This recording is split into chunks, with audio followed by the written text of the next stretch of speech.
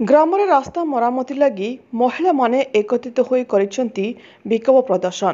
ପ୍ରକାଶଯୋଗ୍ୟ ଖବରରୁ ଜଣାପଡ଼ିଛି, କେନ୍ଦୁଝର ଜିଲ୍ଲା ଘଟଗାଁ ବ୍ଲକ ତରା ଗ୍ରାମ ପଞ୍ଚାୟତ ଅଧୀନସ୍ଥ ମଣତା ଗ୍ରାମର ମହାନ୍ତ ସାହିକୁ ସ୍ୱାଧୀନତାର 77 ବର୍ଷ ପରେ ସୁଦ୍ଧା ଗମନାଗମନର ନାହିଁ ଖଣ୍ଡେ ଭଲ ରାସ୍ତା।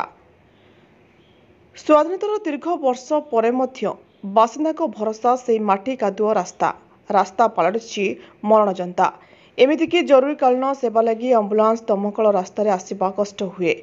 ଆଗାମୀ ଭବିଷ୍ୟତରେ ଗଢ଼ିବାକୁ ଛୋଟ ଛୋଟ କୋମଳମତି ଶିଶୁ ଅଙ୍ଗନବାଡ଼ି କେନ୍ଦ୍ର ଯାଇପାରୁନାହାନ୍ତି। ସେ ରାସ୍ତା ଦେଇ ଗ୍ରାମବାସୀ ସାପ୍ତାହିକ ହାଟକୁ ଯାଇଥାନ୍ତି। ଖାଲ ଢିପ ରାସ୍ତା ଛଡ଼ାଇ ନେଉଛି ଚାଷୀଙ୍କ ଜୀବିକା। ତଥାପି ବିଦ୍ୟାଳୟ ଛାତ୍ରଛାତ୍ରୀମାନେ ଜୀବନକୁ ବାଜି ଲଗାଇ ବିଦ୍ୟାଳୟକୁ ଯିବା ଆସିବା କରୁଛନ୍ତି।